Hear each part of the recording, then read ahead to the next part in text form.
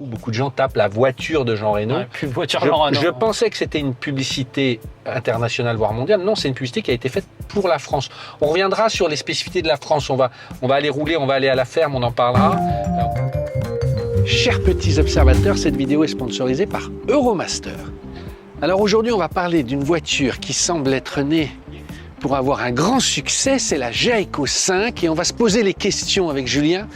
Pourquoi cette marque, qui a à peine quelques mois, qui était encore inconnue, a l'air de tant plaire et de susciter l'intérêt, pour ne pas dire la convoitise, avec cette Jayco numéro 5. Ça va Julien? Ça va et toi? Ouais, c'est particulier, tu vois. Je me suis fait reprendre plein de fois. Faut dire Jayco. Ah, faut dire Jayco. Non, mais tu vois, c'est bien comme ça parce qu'il y a plein de gens, on le voit sur les réseaux sociaux, ça se dit Jayco. Je sais pas pourquoi, mais alors, tiens, on a une excuse, la marque, elle a été lancée en France en avril. Ça, ouais, non, mais c'est tout récent. Et on s'est fait la même réflexion. Alors, toi, que ce soit tout ce qui était en magazine papier, il y a beaucoup d'essais, c'est dithyrambique. Et moi, sur la partie réseaux sociaux, tu as plein de gens qui sont fiers de leur voiture, qui prennent des photos, des concessionnaires. Enfin, c'est fou ce qui se passe autour de la marque. Je salue mon beau-frère, j'avais promis de le faire, Michael, qui roule en Scénic, qui ne parle que de Tesla et de Volvo. Il est allé voir ce modèle. Ok. Et non mais j'en parle parce que je trouve ça très significatif. Il n'était jamais allé voir une marque chinoise et il était impressionné. Alors, on va tout de suite parler du design parce que c'est la première chose qui saute aux yeux. Mais il y a un petit côté Range Rover. On met les pieds dans le plat, tout le monde le dit, notamment à l'arrière. Hein. Ouais, à l'arrière, effectivement, il y a du Range Rover Sport. Et c'est vrai, quand tu regardes le 3/4 comme ça ressemble un petit peu. Ah ben carrément. De derrière, parce qu'on en voit beaucoup, hein, ils en ont déjà vendu plusieurs milliers. C'est une voiture qui cartonne en Europe aussi, en Espagne, en Angleterre. Tu as l'impression de voir un Range Rover Evoque. Ouais. Alors, ils ont une explication pour ça. En fait, cette marque Jayco, ça appartient au groupe Chery, qui est un gros groupe chinois qui a 30 ans. Et ils travaillaient, ils avaient une joint venture avec JLR, donc Jaguar Land Rover, et ils avaient des accointants, je crois qu'il y a des designers qui ont travaillé ensemble, donc c'est presque assumé de dire ouais mais on bossait avec eux, donc il y a ce côté Range Sport, Evoque, qui fait que la ligne plaît quoi. Et puis ce qui est intéressant, c'est que aujourd'hui, à chaque fois qu'on essaye un SUV, c'est presque la question, est-ce que c'est un SUV, est-ce que c'est pas, est-ce que c'est un crossover, un sportback? Là, c'est assumé, c'est un SUV. Ils appellent ça du nouveau classique, néo-classique, tu sais, avec cette grande calandre cascade, rien que ça. Et en off, tu me disais, c'est peut-être ça pour toi qui va le plus mal vieillir. Ouais, moi je me pose des questions sur cette énorme calandre que je trouve un peu caricatural. Toi, tu disais, ça c'est un peu pouf-pouf, le gros Jayco. J'ai un tampon en fait. Ouais. Il y a un côté, c'est le côté le plus caricatural. Autant ça, les feux à l'avant, très lisses comme ça, aussi très range. Énormément. Le capot coquillage, tout ça, tu vois, super beau. Et puis on va mettre les pieds dans le plat. On expliquera après les raisons. Hein. En préparant, on a appris plein de choses. Mais si vous ne le saviez pas déjà, est-ce que tu peux parler des prix, Julien, de cette voiture? Il n'y a que 2 versions, enfin en finition. Voilà, on a le modèle hybride, mais parle des prix. Ouais, ça me rappelle un petit peu le Dacia d'avant. C'est-à-dire qu'en gros, en termes de prix, mais il n'y a rien de moins cher et qui t'en donne autant. Et on est à 26 900 €. Et nous, dans notre version, on a quelques options en plus, mais enfin, vous allez voir, hein, le nombre d'options qu'il y a sur une voiture comme ça, on est en dessous de 30 000 €. Avec la peinture, on est à 29 900 dans ces eaux-là. C'est un hybride simple, on va dire, mais qui a quand même sa spécificité, c'est que c'est marrant de voir un 5008 passer. Ouais, il y a des vérins. Tu vois? Déjà, c'est un 4 cylindres, c'est un 1,5 litre. Nous, on ne le connaît pas, mais en fait, c'est un moteur qui est censé être éprouvé. Et en tout, vous avez 224 chevaux. Et surtout, vraiment, ce qu'il faut prendre en compte, c'est que la partie électrique fait 204 chevaux. Tu vois, les hybrides simples, donc auto-rechargeables, ça va, on va dire, du plus petit on a la partie électrique, c'est chez Stellantis, qui sont entre 15 et 30 chevaux en pic. Après, on a beaucoup de moteurs qui sont entre 70, 80, 100 chevaux. Donc Toyota, un peu la Clio, voilà. Mais après, on a d'autres technologies, peut-être un peu à la Honda, à la MG, mais c'est assez rare d'avoir autant de chevaux électriques. Donc en cumulé, on a 224 chevaux. Et tout ça pour dire que ça permet d'avoir de 1 des consos basses, de 2 d'avoir un moteur, on va le voir, hein, on vous dira, hein, normalement linéaire avec beaucoup de couples, et il n'y a qu'un seul rapport. Et d'elle-même, elle va faire de l'hybride de série, de l'hybride parallèle. En gros, soit des fois elle va faire avancer la voiture, soit des fois elle va recharger l'électrique pour faire avancer en électrique. Voilà. Je te vois mais c'est intéressant. Regarde, non, mais c'est intéressant de voir un peu d'une marque à l'autre comment c'est. C'est plutôt bien rangé, il y a des vérins. On voit que là, il y a les câbles avec du haut voltage. On voit qu'il y a la partie électrique qui est en dessous. Il y a du Bosch, ça doit être la carte électronique de la voiture. Mais ouais, encore une fois, pour ce prix-là, on pouvait s'attendre à avoir limite voiture thermique avec une micro-hybridation ou une boîte manuelle. Non, on a normalement, eux ils appellent ça du super hybride. Moi, je suis impressionné. Ils font très fort cette combinaison prix, design, techno, et le public s'y est pas trompé. Et c'est ça, moi, qui me frappe, c'est de voir qu'en si peu de temps, elle a attiré un public j'ai envie de te dire, de gens normaux. Et même en entrée de gamme, en fait, à 26 000 euros, vous n'êtes pas du tout puni. Et moi, j'étais déjà un peu monté dans le Geco 7, qui est la voiture un peu plus grande. C'est vrai qu'on l'a pas dit, là, on est à 4,38 m. Donc c'est plutôt une petite voiture. Hein. À 4,38 m, c'est un peu comme une taille de Golf. Mais dans ces eaux-là, en gros, la concurrence directe, c'est du Duster. Vraiment, j'ai du mal à le croire. Moi, c'est ce que je lisais aussi. Ah ouais, tu dis, mais Duster, le concurrent t'as tellement direct. l'impression d'être dans une autre catégorie. T'as les sièges chauffants, ventilés, massants. Bon, t'as un faux cuir, mais tu vois, c'est bien fait. Hein. T'as l'écran cascade aussi. Ça, c'est le C5 Aircross qui reprend cette expression. Là, 2 petits porte-gobelets, des rangements en dessous. Ouais, il y en a partout. J'ai pensé à toi quand j'ai prise. T'en as là. Je sais que t'aimes bien les rangements. Il y en a un en dessous. Là, il y a les 2 gobelets, mais qui sont plutôt au bon endroit. Il y a encore un rangement ici. Il y a une boîte à gants, parce que c'est vrai que certaines voitures n'ont plus de boîte à gants aujourd'hui. Et ouais, c'est bien fini. Et puis moi, mon petit truc à moi, on va voir si le son est bon. Mais c'est Sony qui a signé, entre guillemets, la chaîne ici. Le volant aussi est assez joli. On a le sélecteur de vitesse qui est ici. On a la petite caméra qui nous regarde. Ça, ce sont les normes européennes. Voilà, mais j'ai déjà un peu roulé avec. Pour l'instant, elle n'est pas trop intrusive.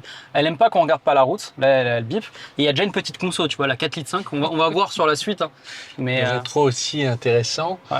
Non, mais franchement, c'est vrai que pour ce prix-là, tu te dis, ah ouais, d'accord, ok. Et pour finir, moi, je pense, parce qu'on est sur le design et tout, les gens achètent cette voiture parce qu'ils sont fiers de l'avoir. Moi, j'ai vu des vidéos des photos sur les réseaux. Les gens sont contents d'acheter leur voiture parce qu'elle a une sacrée petite gueule. Quoi. Bon, on est un peu laudatif. Les gens vont penser que voilà, mais on est impressionné, quoi. Je te laisse le volant. Ouais. On va les rouler. Ouais, puis on passera derrière, on verra le coffre une fois à la ferme. Ouais. C'est parti.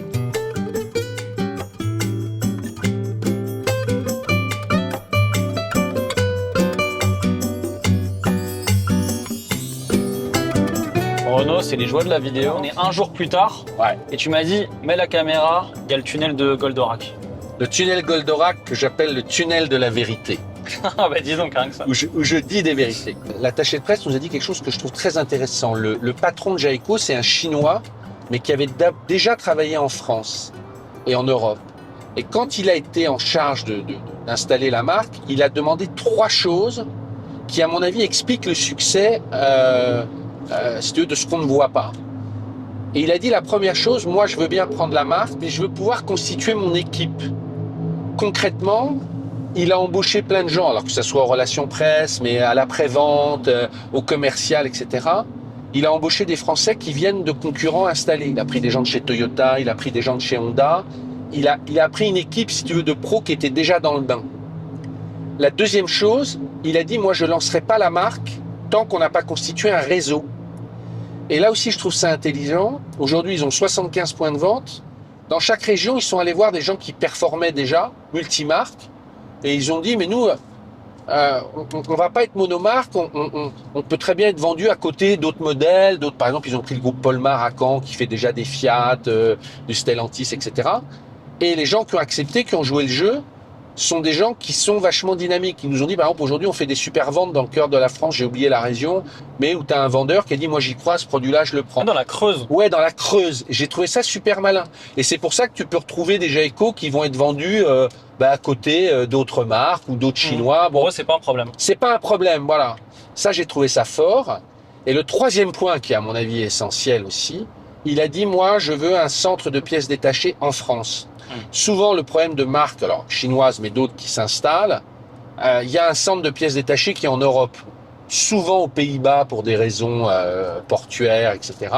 Lui, il a dit non, je lance pas la marque s'il n'y a pas un centre de pièces détachées en France. Ils ont fait un accord avec DHL, je crois, pour pouvoir livrer très vite. Voilà, c'est ça qu'il faut comprendre au-delà de la voiture elle-même. Je pense qu'ils sont vraiment très forts derrière. Franchement, bravo le tunnel de la vérité. Là, on a plein d'infos. Non, mais c'est très intéressant pour le coup. Bon, on continue un peu de rouler. On va aussi te faire le test. Moi, je suis très curieux avec l'application Euromaster pour voir l'état de nos pneus. Alors, je pense qu'ils sont en bon état. J'espère qu'on n'a pas fait de folie avec. Ouais, ils sont partenaires de la vidéo. On va vous montrer. Ils ont 2-3 choses qui sont vraiment étonnantes que tu peux faire à distance. Puis on a une petite promo pour vous. Ouais, on se retrouve à Crépierre. C'est parti.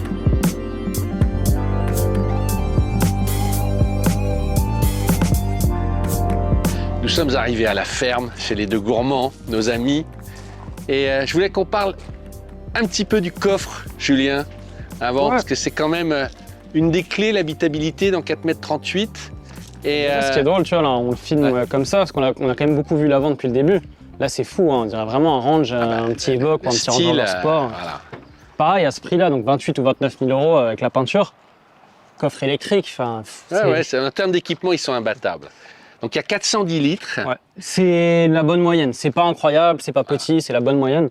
Et alors j'ai promis à Michael qui regarde cette vidéo, lui quand il est allé le voir, il m'a dit ouais en dessous de la plaque. Ouais, il y a un petit polystyrène. Ouais mais il l'avait pas lui. Il m'a dit ouais on voit la batterie, c'est pas bien, enfin ça lui plaisait pas. Ouais. Et je pense qu'il n'y avait pas cette pièce là. Donc Michael si tu m'entends, il y a du polyester où tu peux ranger.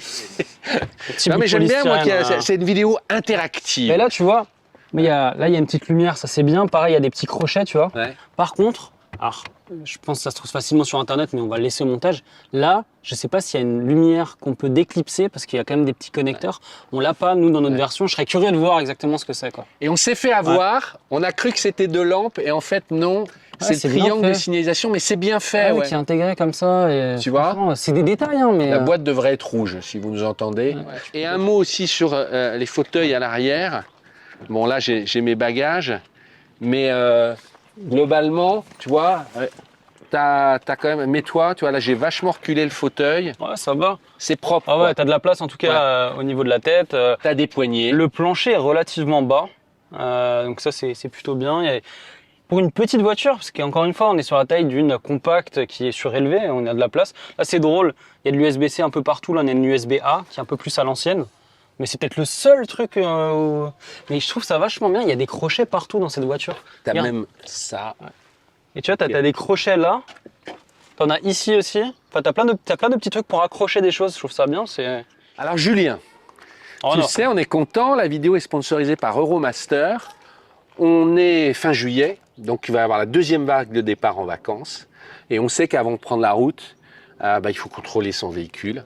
Il y a pas mal de choses à voir. Alors bien sûr, tout ce qui est niveau sous le capot, niveau d'huile, niveau de liquide de frein, voire de lave-glace, il faut le faire à chaque fois. C'est très important. C'est très important. Ouais. Ça peut, quand on va rouler beaucoup, les voitures sont sollicitées. Et bien sûr, avec Euromaster, on est là sur les pneus. Il faut contrôler sa pression et l'usure des pneus. Mais ils ont développé une appli qui est très bien faite pour valider l'état de ses pneus. Donc, du coup, là, je vais enregistrer mon écran, comme ça, les petits observateurs vont pouvoir voir exactement ce que je fais. Alors, c'est sous forme de site internet, donc vous allez le voir aussi en grand. Et avec mon téléphone, je vais tout de suite pouvoir voir l'état de mes pneus. Je vais recevoir un petit mail ou un petit SMS qui me dit, voilà, est-ce que c'est en bon état ou pas. On l'a pas encore testé, on va le tester ensemble. Je suis vraiment curieux de voir ça. Donc, tu rentres la plaque, le kilométrage. Et maintenant, je vais rentrer les pneus, prendre les photos. À vous de jouer. Ok, donc nous, on a déjà fait celle qui est là-bas, mais vu qu'on est en train de filmer, on va faire celle du passager. Donc je l'ai sur mon écran, hop, j'y suis, hop, ils disent on fait chauffer la caméra, c'est drôle, il y a un petit calque, je me mets dessus, je vais essayer de centrer du mieux possible, voilà. Donc là ils vont examiner la photo, parfait, je la valide.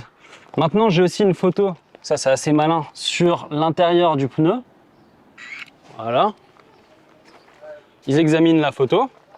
On va faire le reste des pneus en off parce que ça sert à rien de tous les montrer. Donc là, c'est bon, j'ai fait les 4 pneus. Je mets mon email ou mon numéro de téléphone, c'est à vous que vous pouvez choisir et j'analyse. C'est parti.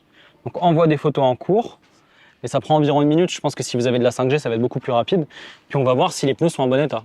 Donc moi, j'ai choisi le fait de l'avoir par mail. Donc là, effectivement, je viens de l'avoir, je viens d'avoir le petit email et c'est bien fait. Je te le montre à toi, mais je vous le mettrai en grand. Et tu vois, il y a plein de choses. Alors bon, forcément avec la plaque, il trouve que c'est un Geco 5 hybride. 6000 km, c'est moi qui l'ai mis. Mais il a reconnu tous les pneus. Tu vois, c'est quand même vachement bien foutu. De quand il date, le diagnostic, très bon état, bonne hauteur de gomme, prochain contrôle avec les petits conseils. Tout va bien, vous pouvez prendre la route. C'est bien fait, hein. Je m'attendais, c'est juste un truc un peu bateau en mode c'est bien, ils sont en bon état. Non, ça va assez loin. Donc franchement, c'est une très très bonne chose. Parfois, ça peut prendre un peu de temps quand on envoie, hein, suivant ouais, ça la dépend. connexion. Là, ça a été très rapide. Au maximum, ça prendra 24 heures, mais c'est très rare que ça puisse prendre 24 heures. Mais voilà, nous, ça arrivait tout de suite en 5 minutes. Ouais. Donc, voilà. Et puis, ça n'est pas tout parce que Euromaster aussi propose un contrôle en 17 points de sécurité. Et nous, on est très heureux parce que pour les 50 premiers petits observateurs qui vont cliquer sur le lien, ce contrôle vous est offert. C'est d'une valeur de 39,05 €. Donc, n'hésitez pas, allez-y. Le code, c'est POA26. Et là, dans les centres, ils vous contrôlent les points essentiels avant de partir en vacances. N'hésitez pas à aller regarder la description. Ouais. Et on va pas aller dans tous les détails, mais pendant l'été, il y a des jeux concours en master avec plein de choses à gagner. On vous met tout ça en description. Et nous, on va aller rouler parce qu'on s'est dit depuis avant, on est dithyrambique. Et peut-être qu'à la conduite, ça va être un peu différent. Ouais, il y a quand même des éléments qui... tout n'est pas rose. Dieu, mais ça me rassure presque. Allez, c'est parti. T'arrives pas à avancer, qu'est-ce qui se passe? Si je ne mets pas ma ceinture et que je me mets en drive, la voiture ne part pas. Les freins restent bloqués. Et au début, je me suis dit, mais qu'est-ce qui se passe? Alors, est-ce que c'est mieux qu'une sonnette qui te bip ou pas? Mais toujours parce que là, ça force. Hein. Ah ouais, tu sens que la voiture, c'est les roues arrière qui sont bloquées et les tractions veulent partir. Et c'est très bizarre parce que c'est très curieux. Bon, une fois que tu le sais. Mais c'est radical. Voilà. Au niveau de la conduite, c'est bien, mais peut mieux faire. La première chose, c'est que je trouve que le fauteuil est assez dur. Et là, je rejoins toujours mon bêta-testeur, Michael, qui était allé voir la voiture et qui m'avait dit, j'ai peur que sur un long trajet, ça manque de confort. Le fauteuil est clairement ferme. Et je me dis, tiens, c'est drôle, ils ont dû le régler pour des conducteurs européens plutôt allemands. Et la deuxième chose, et je trouve que c'est lié, la voiture n'a pas une conduite onctueuse. On a fait beaucoup de villes dans l'Anières, on a fait l'autoroute, on a fait la 14.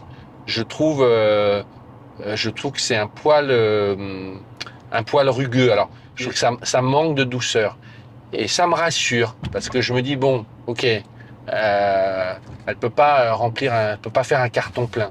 Pour la majorité, le prix, la ligne, la techno, etc. Ils passeront sur le fait que c'est un poil rugueux. Mais un Roumudi averti en vaut deux. Moi, ça me ralentirait sur le choix de la voiture. Donc, j'attends l'avis de Monsieur Rosburger. On va continuer, mais c'était mon premier ressenti. Donc toi, c'est intéressant. Tu mets tous les compteurs fond blanc pour les voir à l'écran, c'est ça? Pour la caméra. Parce que moi, donc, j'ai roulé de nuit hier et crois-moi que les compteurs, je vais le remettre. J'ai vraiment préféré les mettre en noir, tu vois, en sombre. Tu vois, l'intégration, c'est tellement plus joli. T'as vraiment l'impression que oui, ça se fond avec le tableau de bord, exactement. Mais c'est vrai qu'on voit moins du coup. Mais effectivement, avec les traces de doigts et voilà. Parce que je vais pas parler une demi-heure du software, mais je suis très agréablement surpris pour des voitures entre 26 et 30 000 euros d'avoir cette fluidité, d'avoir ce nombre de réglages possibles. Quand on regarde la concurrence au même prix, franchement, je pensais que ça allait être un petit peu où le bas blesse d'un point de vue software. Bah honnêtement, ça fait vraiment bien le taf. Maintenant, sur la voiture en tant que telle, j'ai été dans les pires conditions, j'ai été dans les bouchons parisiens, sur le périph', j'ai fait pas mal de choses avec et tu te rends compte de pas mal de petites spécificités quand tu roules comme ça. J'ai un petit souci, alors je suis allé dans les réglages, j'ai fait des modifications avec la pédale de frein que je trouve pas très linéaire, un peu spongieuse, surtout sur la fin. Alors ça l'aide quand on la met en confort et pas en sport. Mais tu as toujours les 5 ou 10 derniers pourcents où c'est compliqué de faire des freinages très doux. Donc ça, c'est vrai. Je confirme aussi, ouais. Et pareil, alors c'est une hybride, c'est pas une électrique, mais il n'y a pas de one pedal, faut l'avoir en tête. Il faut aller dans les réglages aussi pour changer le niveau de récupération. Ça, c'est vrai qu'on aime bien avoir un petit bouton. Par contre, en régénération élevée, ça freine bien, donc ça, c'est pas mal. Maintenant, le moteur. C'est un super hybride, il sait un peu tout faire, de l'hybride parallèle, de l'hybride de série. Pour faire simple, soit c'est un groupe électrogène, soit ça va faire avancer la voiture. On l'a dit en intro, il n'y a qu'un seul rapport pour privilégier le côté très doux. Mais ce qui fait que des fois, ce qu'on fait avec notre pédale n'est pas cohérent avec ce qui se passe en termes de sonorité. Et ça, des fois, c'est un peu gênant. C'est-à-dire que 80% du temps, quand vous roulez à la cool, vous allez être en électrique. Bah, on a un peu cette impression d'une voiture électrique, mais d'un coup, il y a le groupe électrogène qui va se mettre en route, qui va un peu gratter et ça peut être un peu gênant. Il n'y a pas de cohérence sur le fait que le moteur thermique se mette en route. C'est ça. Parce qu'en fait, il y a tellement de possibilités entre la température, ce qui vous reste en termes de batterie électrique, sur la route sur laquelle vous roulez, que c'est pas très cohérent le moment où il va se mettre en route. Et des fois, ça te surprend un peu parce que tu te dis, t'oublies, t'as l'impression qu'elle est électrique et d'un coup, tu te réveilles, quoi. Ouais. Voilà, pareil, la suspension, je suis d'accord avec toi, elle se cherche. C'est-à-dire que au-dessus de 30, ça va, c'est plutôt confortable, mais à basse vitesse, je la trouve pas hyper confortable. Et c'est un peu pareil avec la direction. Ça se cherche un peu. Mais encore une fois, heureusement, parce que en dehors de ça, j'ai pas grand-chose à lui reprocher.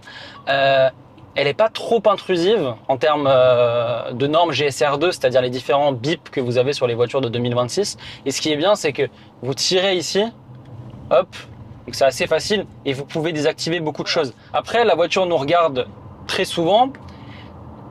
Elle a tendance quand même de temps en temps, si vous regardez un petit peu de côté ou un peu trop longtemps, par exemple, pour mettre en route votre limiteur ou votre régulateur de vitesse, si vous l'avez pas désactivé, elle va vous dire bon, concentre-toi, t'es pas assez concentré. Voilà. Et sur la conso, effectivement, sur le périph', j'ai réussi à tomber à 4 litres, ce qui est vraiment incroyable. Là, les 50 derniers kilomètres, il y a de tout. Il y a de la ville, il y a un petit peu de bouchon, il y a de l'autoroute et il y a de la route de campagne. On est à 5 litres 3. C'est exactement ce qui est donné en WLTP. Donc le compte est bon. Ma conclusion, c'est que je comprends totalement pourquoi la voiture fonctionne. Parce que pour 26 à 30 000 euros, en face, bah oui, tu as peut-être un Duster, mais tu as moins d'options. Et surtout, les gens nous regardent, les gens posent la question quelle est cette voiture, ils se posent la question est-ce que c'est un range, ils savent pas trop. Et en fait, tu en as pour ton argent et ça va plus loin que ça. C'est valorisant. Et c'est ça, à mon avis, le petit truc en plus, c'est que tu te fais plaisir. T'achètes pas juste un truc pour le prix. Je te rejoins complètement. Elle est juste partout. Elle a tout ce que les gens demandent. Mais malgré tout, je suis quand même un bagnolard. Et sur du long terme, je la trouve, pour moi, il me manque un plaisir de conduire un peu précis, etc. Et ton mot de conclusion que tu n'as pas dit, qui sera peut-être ton titre, que je trouve tellement fort, et on va terminer par ça. Tu dis, elle vaudrait 10 000 euros de plus, qu'elle serait toujours aussi bien et qu'elle marcherait aussi bien. C'est-à-dire qu'elle vaudrait 36 000 ou 39 000, elle serait toujours dans le coup, quoi. Ouais, et ça c'est terrible de dire ça. Ouais. Bon, alors après, il y a une dernière question, mais ça, on peut pas le savoir. Qu'est-ce que vaudra et dans quel état sera la voiture dans 5 ans, enfin, tu vois, sur le marché de l'occasion. C'est pour ça qu'effectivement, il y a beaucoup de locations sur la voiture. Et dans l'autre sens, ce qui rassure un peu, c'est garantie 150 000 km ou garantie 7 ans. Ouais. Donc, tu m'étonnes que pour beaucoup de gens... Puis ça peut être la seule voiture de la famille. Ouais. Bien qu'elle soit petite. Ouais. Il y a la version, il y a le 7 qui est plus long. Sûrement, à la rentrée, on essaiera le 7. Ouais. On essayera aussi la 100% électrique. Voilà. Ouais. Donc, écoutez, on se retrouve très bientôt. Contrôlez vos pneus avec l'appli Euromaster. Voilà. Et puis, bon mois d'août, bonnes vacances pour ceux qui... Voilà. On va se retrouver. On va diffuser encore un petit peu de trois petites choses. Et puis, il y a une très grosse rentrée avec un très gros mondial. Il y a beaucoup de choses. Ouais. Voilà. Ciao. Abonnez-vous à PO. Ciao.